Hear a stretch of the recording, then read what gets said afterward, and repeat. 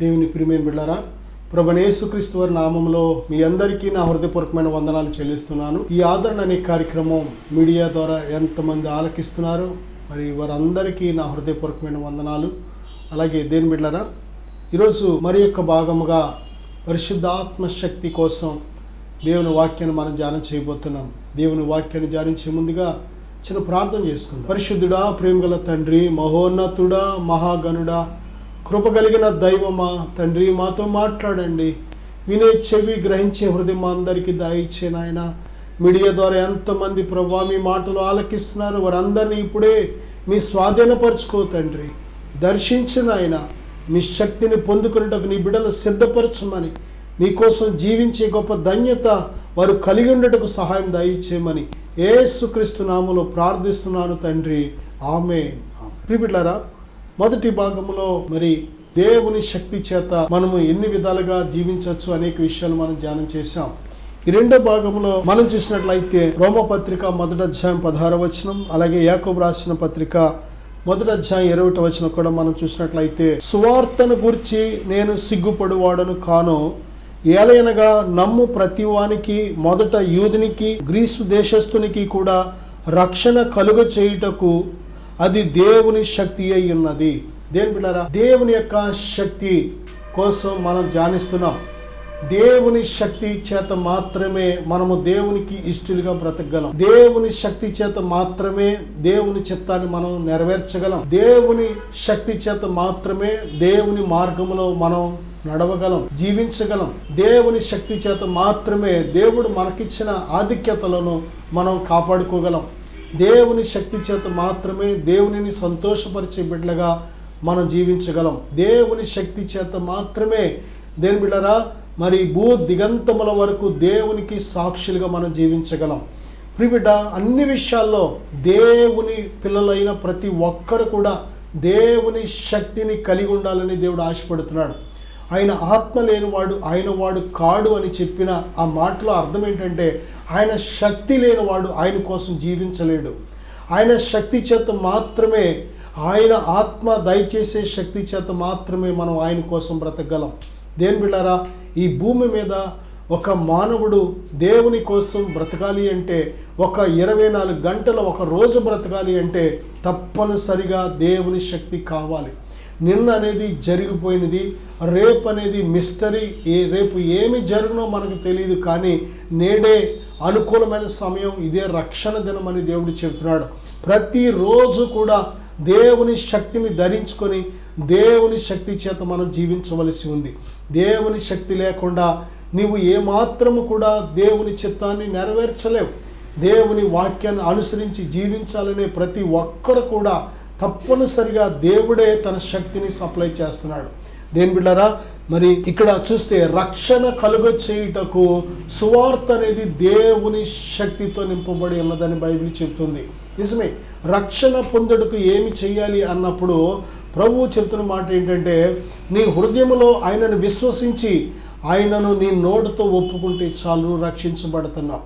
దేని బిడ్డారా, హృదయంలో ప్రభువైన యేసుక్రీస్తు వారిని విశ్వసించినట్లయితే రెండో మెట్టు ఏమిటంటే, ఆ రెండో భాగం ఏంటంటే, దానికి లింక్ అయిన భాగం ఏంటంటే నోటితో ఒప్పుకోవాలి. నిజమే, ఎంత సింపుల్, ఎంత చక్కగా దేవుడు ఎంత ప్రతి ఒక్కరికి అందుబాటులో ఈ జీవవృక్ష ఫలాన్ని దేవుడు పెట్టాడు.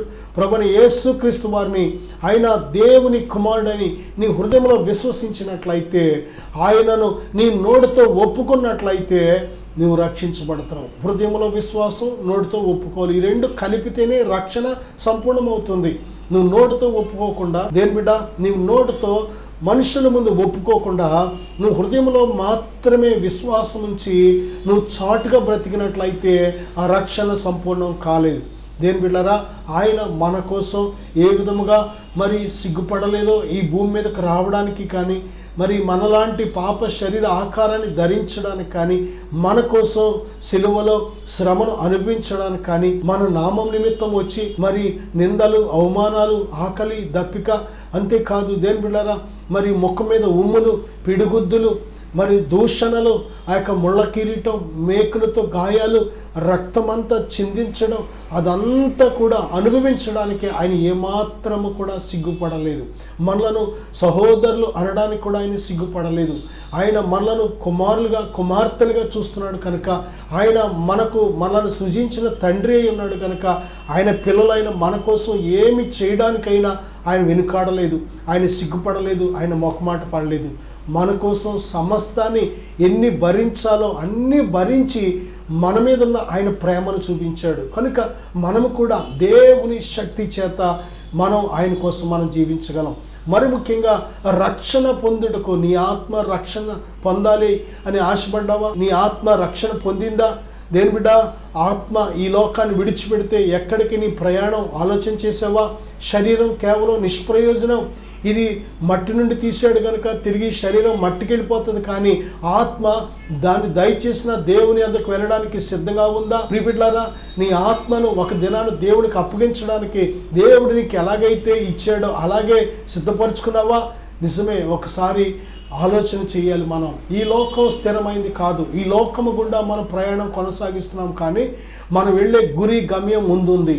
ప్రియబిడ్డలారా, మానవుని జీవితం తల్లి గర్భంతో మాత్రమే ముగిసిపోలేదు, కానీ తల్లి గర్భంలోంచి బయటకు వచ్చిన తర్వాత ఈ భూమి మీద ఒక 70-80 సంవత్సరాలు మనం కొద్ది కాలం ఇక్కడ గడపవలసి ఉంది. ఆ తర్వాత అసలైన దేవుడ శాశ్వతమైన జీవితాన్ని, ఆ నిత్య జీవితాన్ని మనం అనుభవించవలసి ఉంది. అది ఆ నిత్యత్వం అనేది ఈ భూమి మీద నువ్వు చేసిన క్రియలను బట్టి, నువ్వు జీవించిన జీవితాన్ని బట్టి, నువ్వు నమ్మిన నీ విశ్వాసాన్ని బట్టి ఆధారపడి ఉంటుంది అనేది విషయాన్ని మనం గ్రహించాలి. దేవుని ప్రియమైన బిడ్డలారా, బైబిల్ చెప్తుంది 2 మార్గాలు, ఒకటి ఇరుకు మార్గం, 2 విశాలమైన మార్గం. మత్తయి సువార్త 7:13 నుంచి మనం చూసినట్లయితే ఇరుకు మార్గం అనేది మరి నిత్య జీవానికి నడిపిస్తుంది, తండ్రి ఇంటికి నడిపిస్తుంది. ప్రభువైన యేసుక్రీస్తు వారు చెబుతున్నారు కదా, యోహాను సువార్త 14:6లో, నేనే మార్గమును, సత్యమును, జీవమును, నా ద్వారానే తప్ప ఎవడను తండ్రి యొద్దకు రాడు. నా సహోదరుడా, ఇదిగో ఈ లోకం విడిచిన తరువాత నీ ఆత్మ పరలోకపు నిత్యుడైన తండ్రి ఇంటికి వెళ్ళాలి అంటే ఈ భూమి మీద నుంచి పరలోకపు తండ్రి ఒక మార్గం వేశాడు. ఆ మార్గమే యేసుక్రీస్తు. యేసునందు విశ్వాసం ఇచ్చినప్పుడు నీ ప్రయాణం, దేవుని బిడ్డలారా, ఎంతకాలం భూమి మీద బ్రతికినా ఒక దినాన దేవుని రాజ్యం వెళతావు. ఒకవేళ మరొక మార్గం ఉంది, మరొక ద్వారం ఉంది. అదేమిటంటే విశాలమనే ద్వారం గుండా వెళ్ళినా, విశాలమైన మార్గం గుండా వెళ్ళినా సరే అది నాశనానికి వెళుతుంది. విశాలం దేనికి సాదృశ్యం అంటే నీ ఇష్టానుసారంగా నువ్వు జీవించవచ్చు, నువ్వు నమ్మినట్టు, నువ్వు నచ్చినట్టు, నీకు ఇష్టమైనట్టు నువ్వు జీవించవచ్చు, ప్రవర్తించవచ్చు. దేని బిడ్డ, నీకు ఇష్టం వచ్చినట్టు నువ్వు నడుచుకోవచ్చు. ఎవరికి లెక్క చెప్పవలసిన పని లేదు. ఈ భూమి మీద మనుషులు అలాగే బ్రతుకుతున్నారు. నా ఇష్టం, నా జీవితం, నేను ఇంతే, నేను ఇలాగే ఉంటాను, నేను ఇలాగే జీవిస్తాను, నేను ఇలాగే బ్రతుకుతాను, నేను ఇలాగే మాట్లాడతాను, నేను ఇలాగే నడుస్తాను అని ఇష్టానుసారంగా ఉంటున్నారు. ఇదే విశాలమైన మార్గం.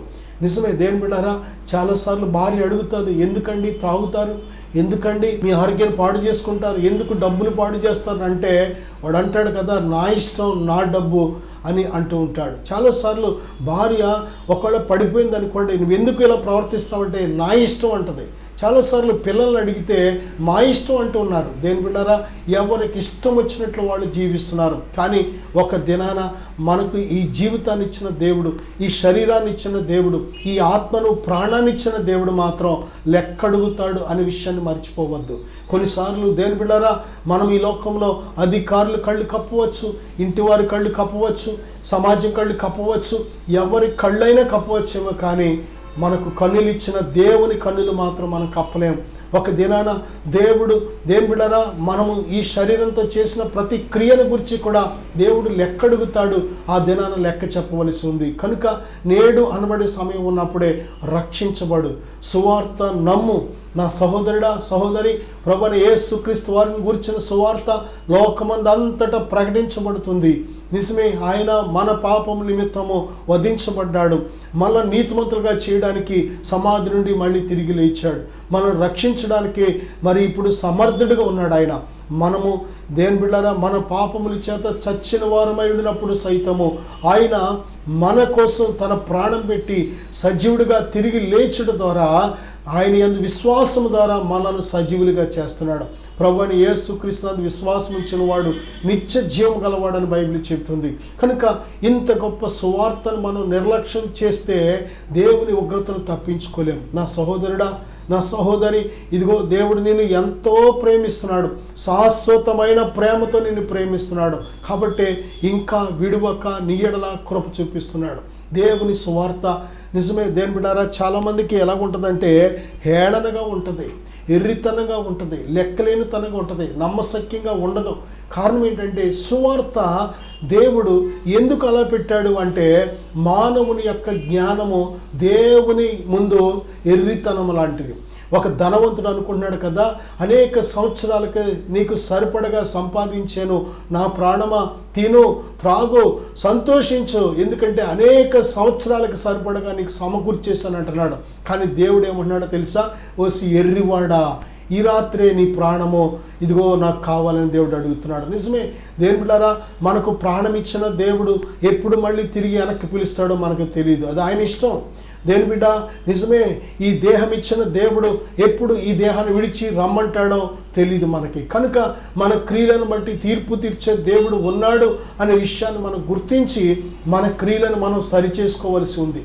దేని బిడ్డారా, ఒక దినాన లెక్క చెప్పాలి కనుక దేవుని న్యాయ సింహాసనం ముందు మనం అందరం కూడా నిలబడి దేవునికి మన క్రియలను బట్టి మనం దేవునికి లెక్క చెప్పాలి కనుక ఈ దేహంతో జరిగించిన ప్రతి క్రియను గురించి దేవుడు లెక్క అడుగుతాడు కనుక నేడు అనబడే సమయం ఉన్నప్పుడే పాపాన్ని విడిచిపెట్టి రక్షణ పొందు.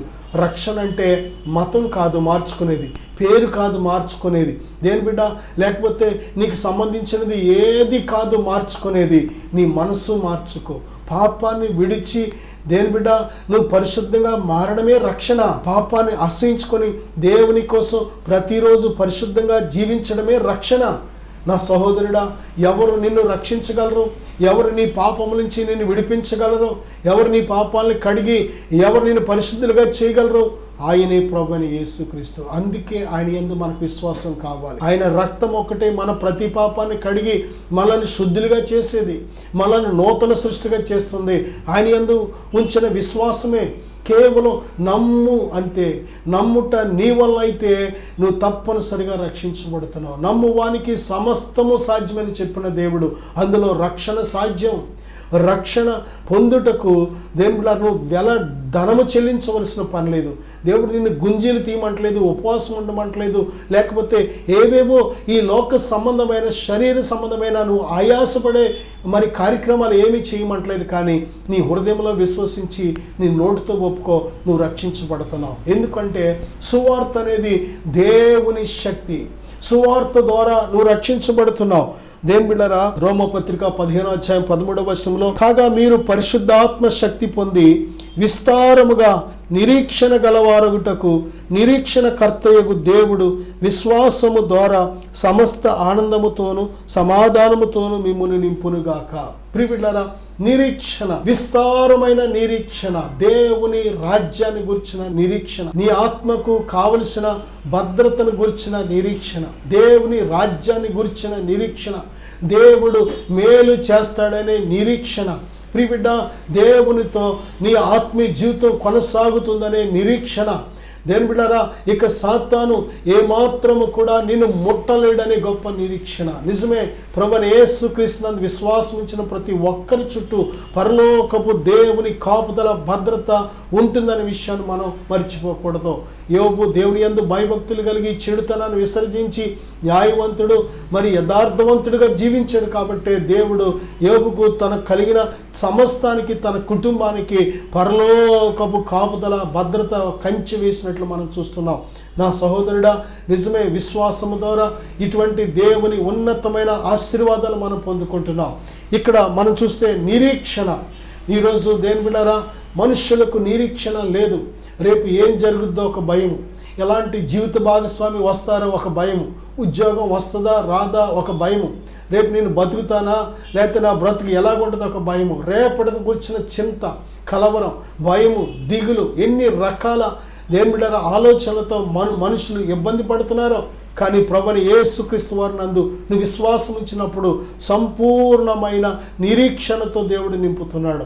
ఆయన నమ్మిన వారిని దేవుడు సిగ్గుపరచడం. బైబిల్ చెప్తుంది మత్తయి సువార్త 6:32లో, దేవుని బిడ్డలారా, ఆయన రాజ్యమును నీతిని మొదట వెతకండి, అప్పుడు అవన్నీ మీకు అనుగ్రహించబడును. నా సహోదరుడా, నా సహోదరి, నిజమే ప్రభువైన యేసుక్రీస్తునందు విశ్వాసం ఇచ్చినప్పుడు నిజమే ఆయన రాజ్యాన్ని నీతిని నువ్వు మొదట వెతుకుతున్నావు కనుక నీకు తిండి కావాలి, ఆయనకి తెలుసు, అందిస్తున్నాడు. నీకు వస్త్రాలు కావాలి, ఆయనకి తెలుసు, అందిస్తున్నాడు. నీకు నివాసం లేదు, నివాసం కావాలి, ఆయనకి తెలుసు, అందిస్తున్నాడు. ప్రియబిడ్డలారా, దేవుడు కార్యాలు గొప్పగా ఉంటూ ఉంటాయి. దేవుడు ఏ విధంగా ఇస్తాడు, సమకూరుస్తాడు, ఏ విధంగా అందిస్తాడు, ఏ విధంగా మనల్ని పోషిస్తాడు, ఏ విధంగా వస్త్రాలు ధరింప చేస్తాడు అనేది నీ జ్ఞానానికి అంతుపట్టని రీతిలో దేవుడి కార్యాలు జరుగుతూ ఉంటాయి. నా సహోదరుడా, సహోదరి, దేవుని శక్తిని అనుమానించవద్దు. దేవుడు నీకు కావలసిన విస్తారమైన నిరీక్షణ కలుగు చేయుటకు దేవుడు శక్తిమంతుడు. ఈరోజు నిరీక్షణ లేదు.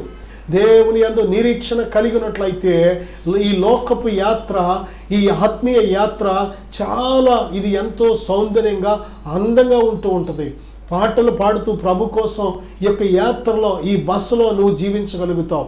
దేని బిడ్డలారా, నువ్వు ఎప్పుడైతే నిరీక్షణ లేకుండా ఉంటావో, కలవరాలతో, భయాలతో, చింతలతో, రేపు ఎలాగనే బెంగలతో ఉంటావో, ఇక నీకు పాట రాదు, ఒక మాట రాదు, ఒక సాక్ష్యం రాదు.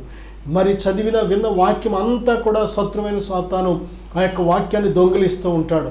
ప్రభువైన యేసుక్రీస్తునందు ఉంచిన నిరీక్షణ ఒక లంగర్ లాంటిది. సముద్రములో లంగరు, దేని బిడ్డలారా, తుఫాను వచ్చినప్పుడు, పెనుగాలులు వీచినప్పుడు ఆ యొక్క షిప్పులు కానీ, ఓడలు కానీ, పడవలు కానీ కొట్టుకెళ్ళిపోకుండా ఏ విధంగా ఆ లంగరు చేత ఆ విధంగా నిలిచి ఉంటుందో, అలాగే దేవుని పిల్లమైన మనం కూడా ఈ లోకంలో అనేక సార్లు శ్రమలనే, పెనుగాలులు, శోధనలనే, భయంకరమైన తుఫాన్లు వచ్చినప్పుడు నువ్వు కొట్టుకొని పోకుండా, నువ్వు పడిపోకుండా, నువ్వు చెడిపోకుండా దేవుని అందరి నిరీక్షణ నిన్ను భద్రపరుస్తూ ఉంటుంది. నా సహోదరుడా, నా సహోదరి, ఇదిగో దేవుడు శక్తిమంతుడు.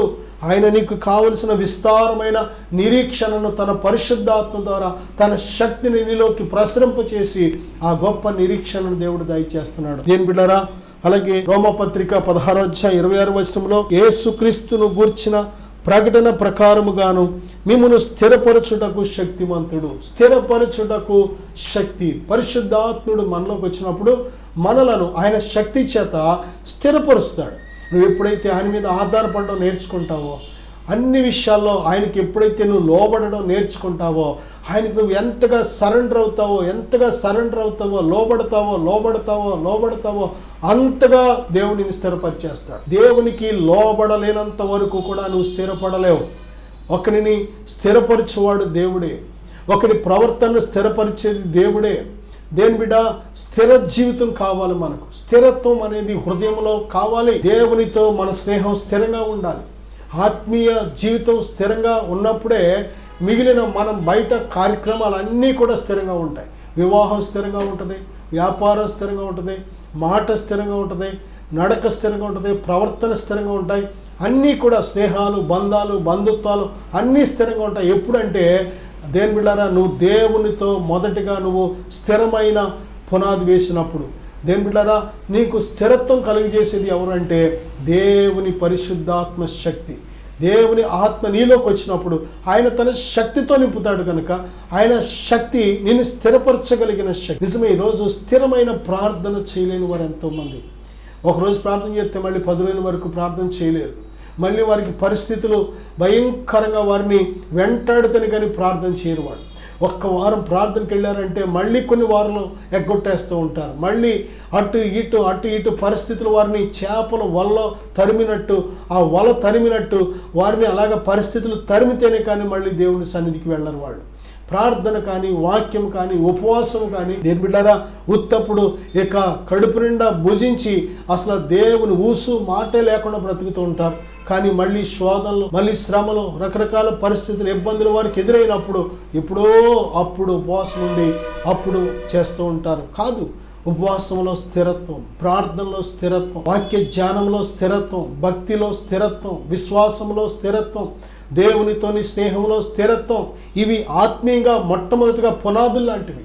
ఇవి నీ జీవితంలో మొదట స్థిరపరచబడాలి. అప్పుడు మాత్రమే నువ్వు బయట నీ ప్రవర్తన, నీ నడక, నువ్వు చేసే పనులు, నీ కుటుంబంలో అన్ని విషయాల్లో నువ్వు సక్సెస్ అవుతావు, స్థిరంగా ఉండగలుగుతావు. నా సహోదరుడా, ముందుగా నువ్వు దేవునిలో స్థిరపడాలి. దేవునిలో పునాది స్థిరంగా లేకుండా నువ్వు బయట కోట ఎంత పెద్దది కట్టినా సరే, సరైన పునాది లేకుండా బయట ఎంత ఉన్నతమైన ప్యాలెస్ కట్టినా సరే ఏదో ఒక రోజున అది కూలిపోతుంది. ఈరోజు దేవునిలో స్థిరత్వం లేదు. చాలామందికి క్యారెక్టర్ సరిగ్గా ఉండదు. క్యారెక్టర్ అనేది, ఆ ప్రవర్తన అనేది ముందు సరి చేసుకోరు. ఆ ప్రవర్తనను సరిచేసే దేవుని యొద్దకు రారు. ప్రియబిడ్డ, దేవుడు నీ ప్రవర్తనను స్థిరపరిచే దేవుడు, నీ హృదయాన్ని స్థిరపరిచే దేవుడు. నువ్వు మొదటిగా దేవునిలో ఆత్మీయతలో ఎప్పుడైతే స్థిరపడతావో అప్పుడే మిగిలిన అన్ని విషయాల్లో స్థిరపడతావు. అన్నిటికీ సక్సెస్ ఏంటి తెలుసా? ముందు దేవునిలో నువ్వు స్థిరపడాలి.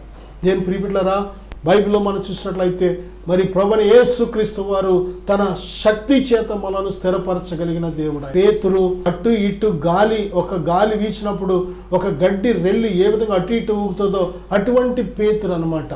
అంతలోనే ఒప్పుకుంటాడో, ప్రభువా నీ కోసం జైలుకైనా ఖైదుకైనా నేను వస్తానంటాడో. మళ్ళీ ఒక ఆడపిల్ల అడిగి నువ్వు యేసు ప్రభుతున్నావు కదంటే ఆయన ఎవరు నాకు తెలియదు బాబోయ్ అని భయపడి పారిపోతూ ఉంటాడు. అటువంటి పిరికివాడు. స్థిరత్వం అనేది లేదు పేతురు జీవితంలో. అటువంటి పేతురును దేవుడు ఎలా మార్చాడంటే రాయిగా మార్చాడు. నా సహోదరుడా, సహోదరి, నిజమే బైబిల్లో మనం చూసినట్లయితే ఎంతమంది జీవితాలను ఆయన మరి అస్థిరమైన జీవితాలను స్థిరులుగా చేశాడు. ఈరోజు వరకు కూడా మరి భూమి అంతటా కూడా ఎంతమందిని అస్థిరులైన వారిని పిలిచి స్థిరులుగా నిలబెట్టాడు దేవుడు. దేని బిడ్డారా, ఈ యొక్క సమయంలో స్థిరత్వం కావాలని ఆశపడుతున్నావా? దేవుని ఆత్మశక్తికి చోటు, పరిశుద్ధాత్మకు చోటు, ఆయన తన శక్తి చేత నేను నింపి మరి కావలసిన మంచి స్థిరత్వం, స్థిరమైన జీవితాన్ని దేవుడు నీకు దయచేస్తాడు. కొరింథీయులకు రాసిన మొదటి పత్రిక 2వ అధ్యాయం 4వ వచనంలో మీ విశ్వాసము మనుషుల జ్ఞానమును ఆధారము చేసుకొనక దేవుని శక్తిని ఆధారము చేసుకొని ఉండవలనని కోరుతున్నాను అంటున్నాడు అక్కడ. చూడండి, మన యొక్క విశ్వాసం దేనిని ఆధారం చేసుకోవాలంటే దేవుని శక్తిని ఆధారం చేసుకోవాలి. విశ్వాసం అనేది చాలా రకాలు. విశ్వాసం అనేది చాలా పెద్ద పాఠం. ప్రియబిడ్డలారా, విశ్వాసము అనేది ఎప్పుడు కూడా దేని మీద ఆధారపడి అది అభివృద్ధి చెందాలి అంటే దేవుని శక్తి మీద ఆధారపడి అభివృద్ధి చెందాలి. ప్రభువైన యేసుక్రీస్తు వారు దేని బిడ్డ మరి ఆయన సముద్ర తీరమున నడుస్తూ మరి చేపలు పట్టుకొని చున్న పేతురు, యోహానులు కానీ, యాకోబు, యోహాను, ఆంద్రియా ఈ శిష్యులను కొద్దిమందిని చేపలు పట్టే జాలర్లను వారిని చూసి పిలిచినప్పుడు వారు వెంటనే తమ వలలు, తమ కలిగిన సమస్తాన్ని విడిచిపెట్టి ఆయనను వెంబడించారు. మంచిదే, ఆయన పిలుపునకు లోబడి వెంటనే వెంబడించారు అంటే ఆయన మీద నమ్మిక ఉందా లేదా? ఉంది. కానీ విశ్వాసం ఎప్పుడు కూడా అందరికీ ఒకే స్థాయిలో ఉండదు. విశ్వాసానికి ఉన్న లక్షణం కూడా, విశ్వాసం అనేది ఆవగింజం చిన్నదైనా ఉండొచ్చు, లేకపోతే దేని బిడ్డారా ఎంత పెద్ద విశ్వాసమైనా సరే ఉండవచ్చు. విశ్వాసం అనేది సైజుతో కానీ పోలిస్తే ఆవగింజంతైనా ఉండవచ్చు, కొండంతైనా ఉండవచ్చు, కొండలను పెకలించగలిగిన విశ్వాసమైనా ఉండవచ్చు. బిడ్డారా, నిజమే, బైబిల్ గ్రంథంలో మనం చూస్తే మరి అల్ప విశ్వాసులు కూడా ఉన్నారు. ఇంకా మనం చూస్తే అవిశ్వాసులు కూడా ఉన్నారు.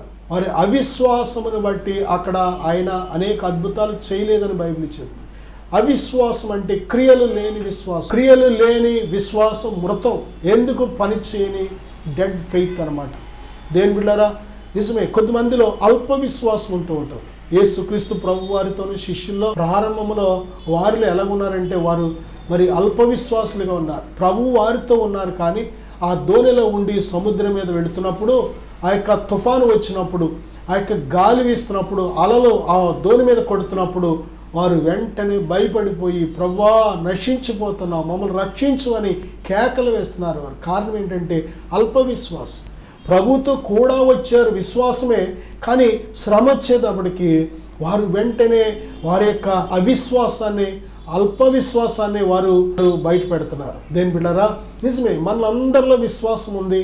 విశ్వాసం లేని వారు ఎవరు ఉండరు. కానీ చాలాసార్లు ప్రభుతో ఉన్న మనకు అల్ప విశ్వాసం వెంటాడుతూ ఉంటుంది. అల్ప విశ్వాసం అద్భుతం చేయదు, అవిశ్వాసం అస్సలు అద్భుతం చేయదు. కనుక దేని బిడ్డారా, విశ్వాసి ఎప్పుడు విశ్వాసి అవుతాడంటే రోమాపత్రిక 10:17 యేసుక్రీస్తు ప్రభువారిని గురించి వినుట వలన విశ్వాసం కలుగుతుంది. దేవుని గురించి వినాలి, దేవుని గురించి చదవాలి, దేవుడు చేస్తున్న కార్యాలు మనం గ్రహించగలగాలి.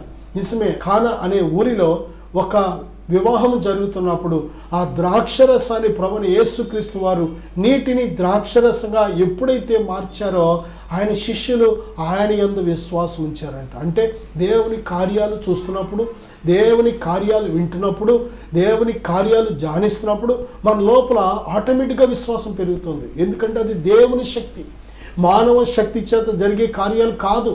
దేవుని బిడ్డలారా, దేవుని శక్తి చేత మనము మన విశ్వాసాన్ని ఎంతగానో బలపరచుకోగలం. అందుకే వాక్యాన్ని ధ్యానిస్తున్నప్పుడు వాక్యం ప్రతి చాప్టర్ కూడా, ప్రతి అధ్యాయం, ప్రతి వచనం కూడా మనం ధ్యానిస్తున్నప్పుడు ఎంత గొప్ప శక్తిని మనం పొందుకుంటాము.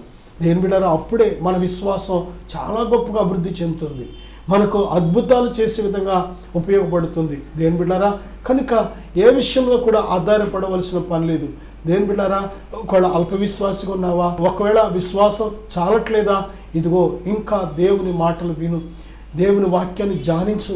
నా సహోదరుడా, సహోదరి, దేవుని వాక్యాన్ని వినుట ద్వారా, దేవుని వాక్యాన్ని ధ్యానించడం ద్వారా నీకు కావలసిన విశ్వాసాన్ని నువ్వు అభివృద్ధి చేసుకోగలుగుతావు. ప్రభువైన యేసును నువ్వు ఎప్పుడైతే తేరి చూడడం ప్రారంభిస్తావో ఆయన అద్భుతం చేసే దేవుడు.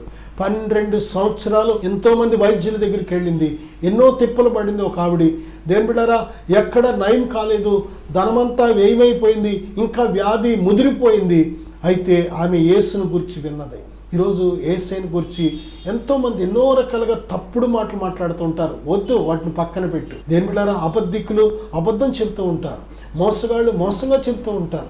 నిజమే, గిట్టని వాళ్ళు, నచ్చని వాళ్ళు ఎన్నో రకాలుగా మాట్లాడుతూ ఉంటారు. కానీ యేసుని గురించి ఉన్నది ఉన్నట్టు నువ్వు తెలుసుకుంటే, దేవుని బిడ్డలారా, ప్రభువుని గురించి సత్యాన్ని సత్యంగాను గ్రహించినట్లయితే నీ లోపల గొప్ప విశ్వాసం పెరుగుతుంది. కనుక ఎప్పుడైతే దేవుని బిడ్డలారా విశ్వాసాన్ని అభివృద్ధి పొందించుకుంటావో దేవుడు నీ విశ్వాసాన్ని బట్టి ఘనమైన గొప్ప కార్యాలు చేయగలుగుతాడు. నీ విశ్వాసాన్ని బట్టే నీ భక్తి స్థాయి పెరుగుతుంది, నీ విశ్వాసాన్ని బట్టే నీ ఆత్మీయ స్థాయి పెరుగుతుంది, నీ విశ్వాసాన్ని బట్టే గొప్ప కార్యాలు అనుభవించగలుగుతున్నావు. నేను మీకోసం వచ్చిన ప్రార్థన చేస్తాను, విశ్వాసంతో ఏకీవిద్దాం. పరిశుద్ధుడా, ఘనమైన తండ్రి, ఈ వాక్యాన్ని ఆలకించిన ప్రతి బిడ్డను ఇప్పుడే నాయనా కావలసిన విశ్వాసంతో నింపండి.